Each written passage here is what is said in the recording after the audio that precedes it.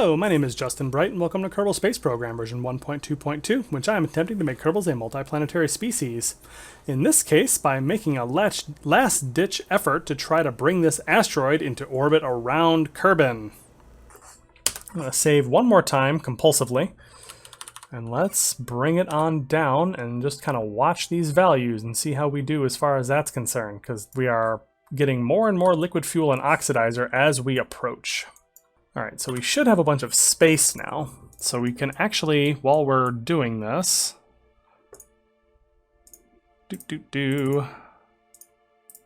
come on. Or you're fine. Expand liquid fuel. Why are you sideways? That is really bizarre. And expand the oxidizer tanks.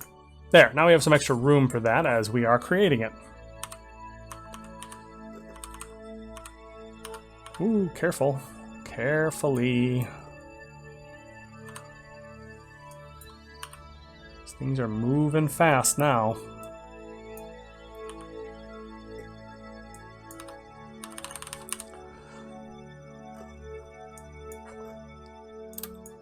All right, hold it steady.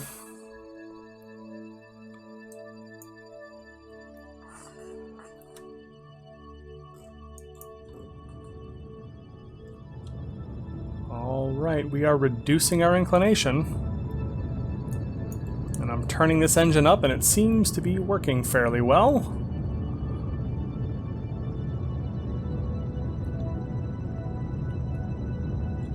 Alright, we are at max thrust and this thing appears to be holding steady.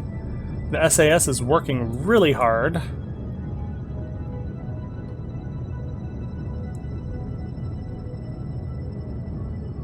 Fuel reserves are holding,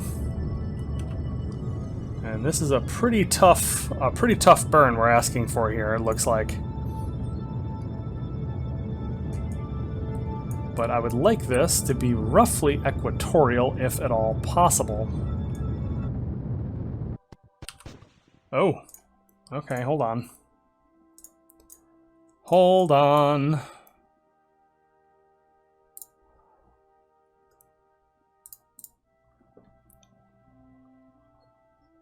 Ship manifest cannot see this LFO tank. That's pretty nice, and I also can't seem to burn out of it.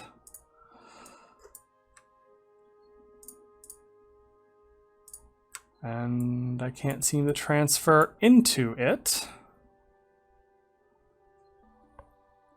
Oh, look at that. Okay, I don't know why. But let's transfer. Oh dear, I don't like that flipping. What's going on? I think we're okay. That's liquid fuel. Let's do oxidizer. Why can't you see the oxidizer tank? I exist, oxidizer tank. Huh, that's weird. That's real strange. Transfer. Okay. I don't know. I don't know why, but that's fine.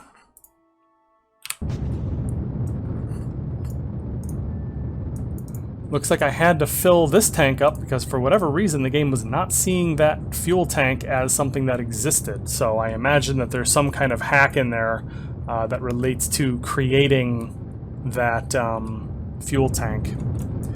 Okay, we are really far away from the ascending node. Now we just need to start slowing down. So I'm already not 100% convinced that's going to work. So let's just start at it and see what happens. I don't trust anything to know how we're gonna do this as far as time, but it looks like this thing says it's gonna take about 40 minutes, so I probably should have started this before.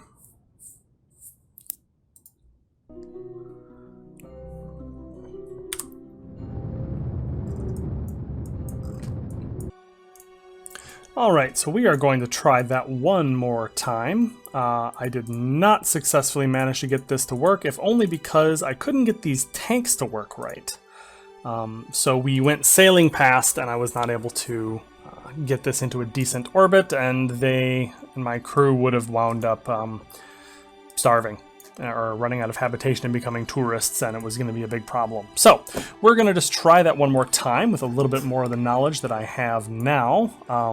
And that's going to be, I'm just not going to worry about this. I'm not going to worry about the inclination. 3 degrees is going to be just fine. What we are going to do is plan this burn a little bit better.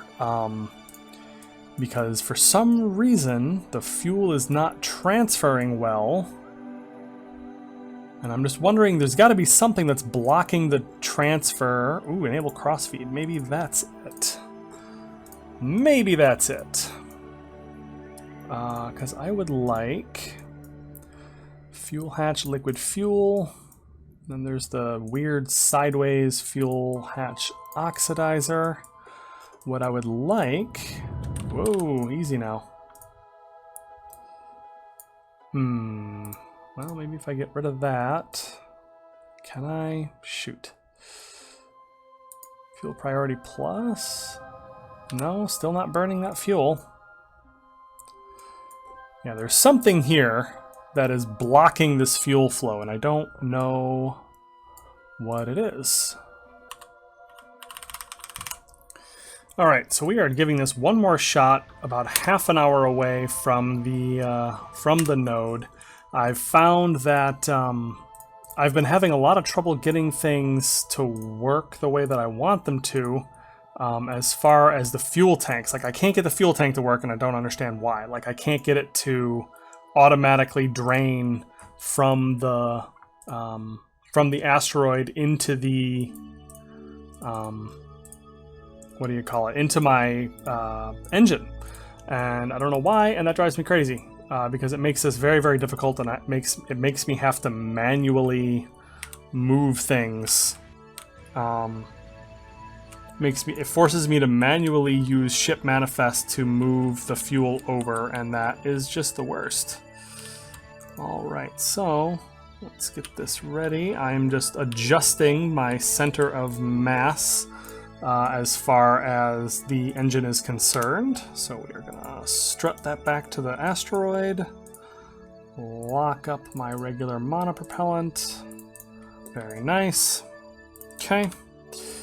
Now, because what I found is the last couple times this thing just started spinning wildly out of control and out past its out past any place where I could recover it, because it was slightly off balance, because between out here and here the mass changes and moves around inside the vessel.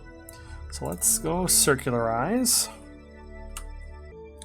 Alright, so now everything is set up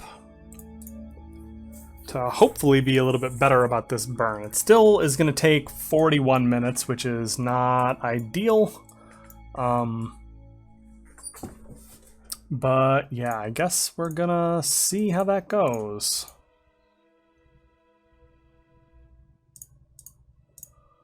Yeah, it just drives me crazy the way that this tank is not I'm not able to get fuel into this. Like, there's got to be something in here. Is it, maybe it's the heat shield? I enabled the crossfeed on this, and that still doesn't seem to work.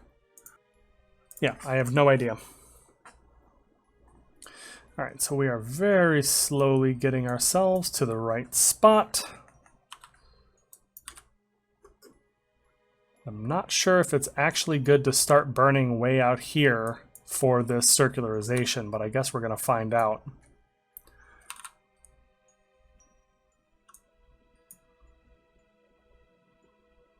So we're all set up. So this is either going to work or it's not. So I'm going to save now. And we're going to slide in a little bit closer.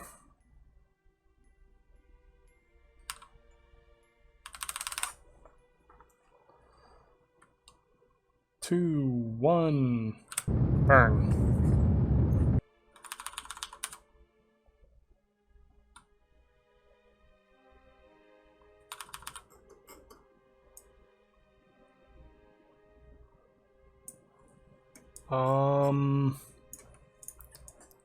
Okay.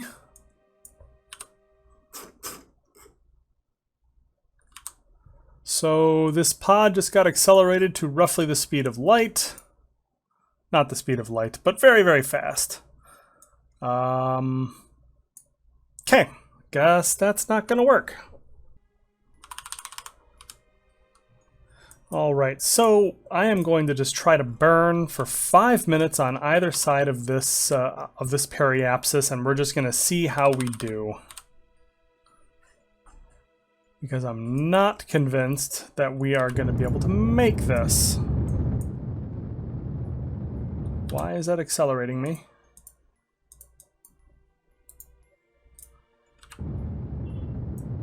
Oh, ha! It's not so much that it's accelerating me, it's just that it's not decelerating me. The amount of thrust that this is providing me is actually not changing my velocity in the retrograde direction as much as my speed is increasing just because I'm getting closer to this object. So that's the kind of thrust-to-weight ratio we're dealing with here. If engineer is to be believed, it's 0.1, but I'm pretty sure it's closer to that 0.03 surface value that you see there.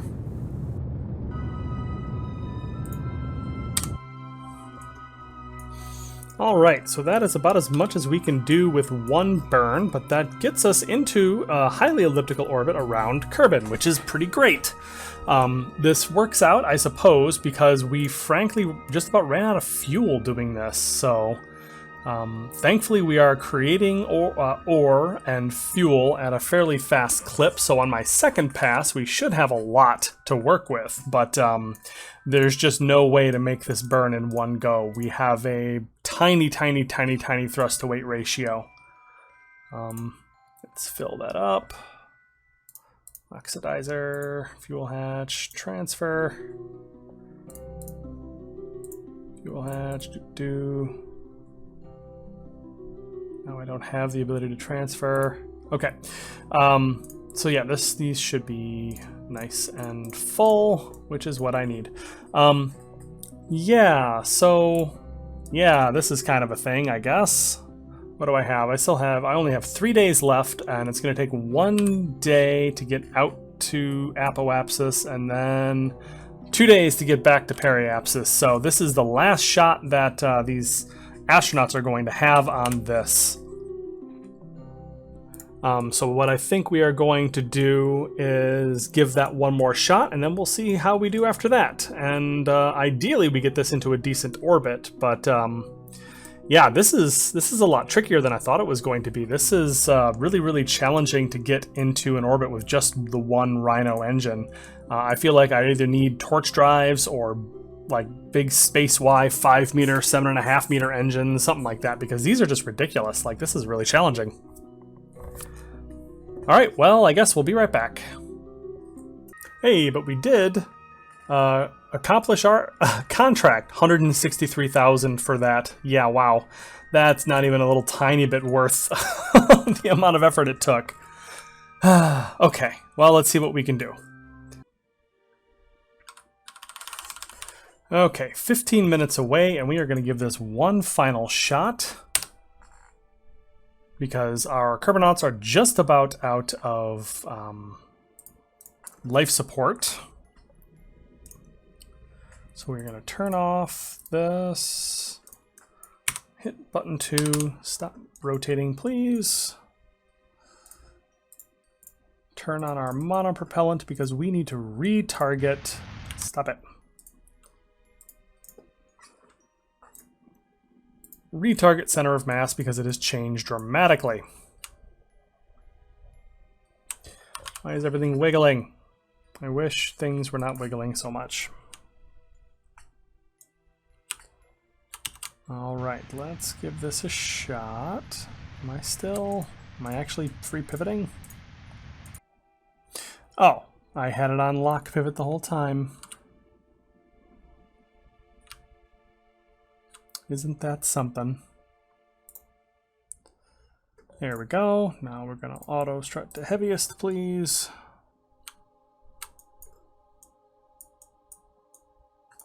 That should, in theory, be good. It's a little bit off, so let me try to fix that.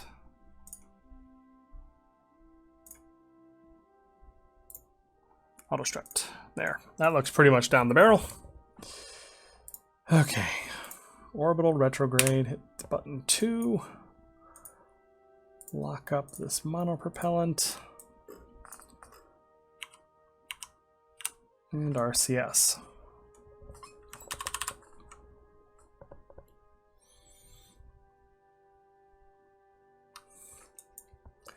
All right, this time I have the fuel to make this work, maybe. This thing eats up a lot more fuel than I expected.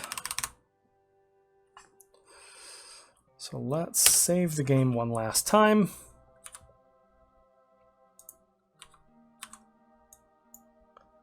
And at about 7.5 minutes, I think we'll be close enough.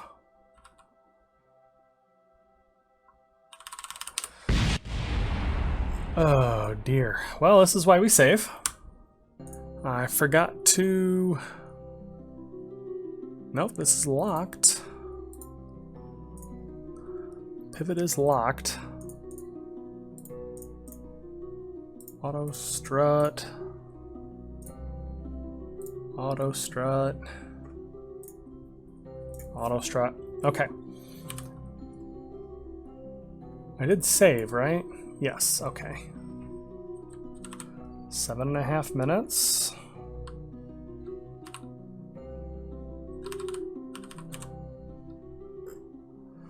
Okay, one more try.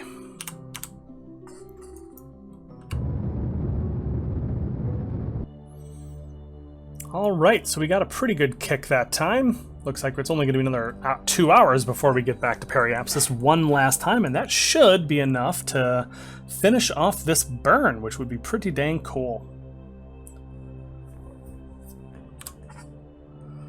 One thing I would like to do at this point, though, you're going to save the game. Where is the center of mass at this point? Well, we're going to find out here in a minute. So let's swing around. Okay, looks like the center of mass is still pretty well targeted with all the ore and so forth. I don't know why this fuel hatch is rotating around on the inside, but you know, what do you do? And what I'd like to do is get this periapsis up to about 250 kilometers. 250. There we go. And if I wanted to... Well, I'm not going to worry about the inclination there. That's still a lot of fuel that we're burning doing this. So, let's see. What are we looking at here? Can we get there? Bop. 408. So that's going to be... Well, actually, that looks doable. Unless something horrible were to happen. Look at the ore. This is something that I don't notice for quite a while later on into this particular recording, but there's Chekhov's gun for you. Okay, one thing I wanted to do is probably need to F5 and then reattach this thing because it's just at such a weird angle at this point. Although, maybe, just maybe, so that I can point at the target, center of mass. Looks like it's swinging actually back the way that we started from. Come on. Get nice and central there. Okay, turn that off. Auto strut on. Okay. And off, because we are running pretty low on monopropellant, but looks like I have some more in this RCS tank that I could steal if I need to. Node is coming up soon. The node is down to a 6-minute burn, weirdly. I don't think I've burned off that much mass, have I? What do we weigh right now? 2,000 tons, is that it? Wow. You've lost weight. Oh. Oh no. Oh no. That would be why. How the hell did that happen? Okay, so I managed to lose a tremendous amount of ore because this thing somehow became undocked. I'm really not sure what happened, but it was just floating next to the asteroid with all of the ore that was contained in the inflated tank just disappeared. So, yeah. that's great. We lost a tremendous amount of ore, which I guess is nice because that means that this thing has lost a lot of mass. However, that also means that I've lost a lot of the fuel that I was getting to begin with. So let's begin this burn, and whatever, I guess we'll see if this ends up being even worth it at all at this point, because there's not even that much left. I've lost most of the resources on this asteroid.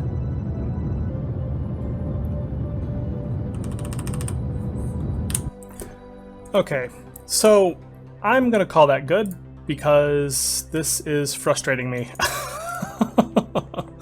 The fuel hatch terribleness is just, that's so annoying.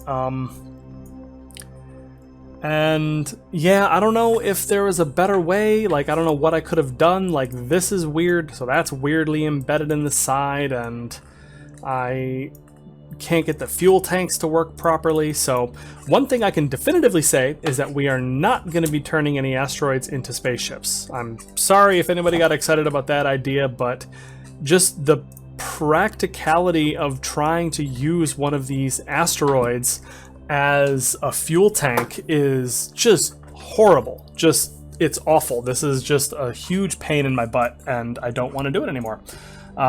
So we're just gonna let this lie. There's 30,000-ish oxidizer, 27,000-ish liquid fuel in this thing right now, and there's a couple, like 130 tons more resources, it looks like, that will get dug out and slowly transformed into fuel inside this thing. So I think we're just gonna leave that there and get these astronauts home.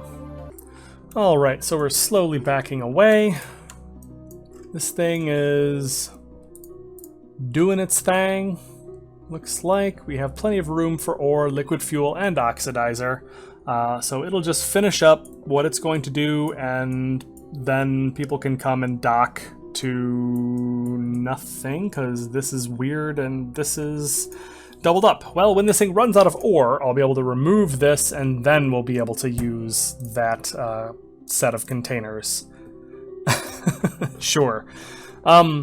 Yeah, so I may wind up abandoning my plans on my second asteroid catcher just because of how annoying it was to try to deal with this one, but I guess we'll see how that goes in the future. There are more exciting and better things for us to work on now, so let's focus on that. Alright, and much more interesting news, let's check out this gravity assist that we're doing past the moon with the commodity return vehicle. Let's kill that off, very nice. Pop. Alright, so we're swinging past, and what's actually happening here is you can see that like our trajectory was going to be straight this way, but the gravity of the moon is pulling it off to this side, which relative to Kerbin slows us down. So we are getting essentially free delta V on our way home here. So we could actually probably... What would happen if I were to... We could even slow ourselves down a little bit further, bring this orbit down. Oops, what are you doing? Oh, I pointed that the wrong way.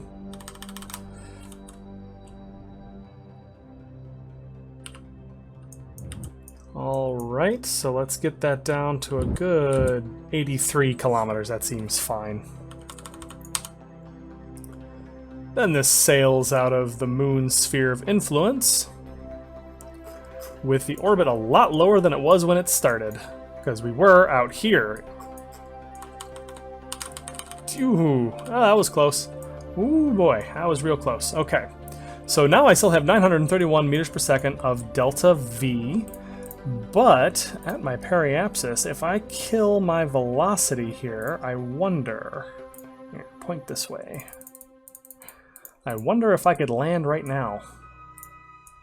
Here, I'm gonna save my game. No, I will not be able to land right now from here. That is too many. That is too many. What if I start earlier? Oh, that's the ticket. That's the secret.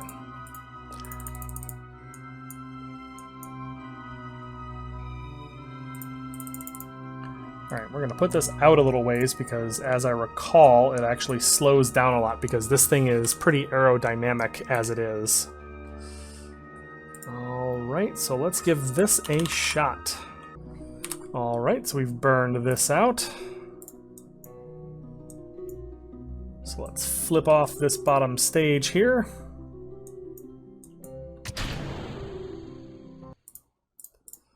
And point ourselves surface retrograde with our heat shield inflated.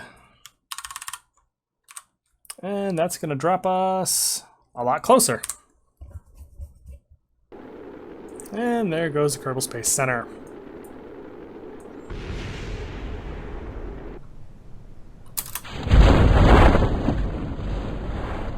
Ooh. Oh, I forgot to deploy my upper heat.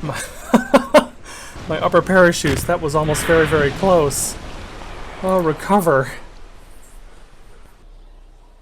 Alright, so this one, 94.6%, a little bit further out, but that's still another 10 million, which gives us 23 million funds to work with. Huzzah! Oh, that's so good. Okay, so looking at our science, we can actually afford some additional things.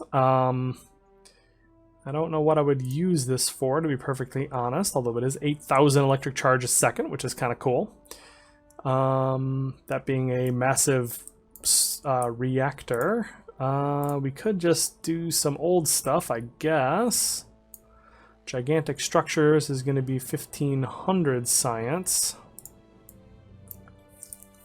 And we still can't afford the Alcubierre drives, which is probably for the best. Let's see. Well, there's not actually anything interesting here, so let's just get these old aerodynamic parts. There you go. Buy that. And this electromagnet, which might be good for Kerbal Attachment System? Question mark? I don't know. It just makes me feel good having the old nodes cleaned up, because we're pretty darn close to the end of the tech tree here. We just have a couple very expensive things that we need to buy yet. That got us that Class A asteroid contract. I put that into orbit. To be clear, I did see that bug out more than once. The hatch popping off for no reason at all. That happened to me twice, and I feel like I don't feel like messing with that. Like, I could work on that, but it's just so, dealing with asteroids is so wonky. I feel like I've had enough. I've seen it. I've seen the amount of fuel that you can get out of it, and it's wonderful and lovely, and other people that are more patient perhaps can work on doing that sort of thing, but I don't think that's for me. So we will work with other forms of resource utilization, I think. So we'll just call that one good. And that actually leaves us in a pretty good spot to wrap this episode up. So if you enjoyed this episode, please share and subscribe. Let me know what you think in the comments down below, and I will see you next time.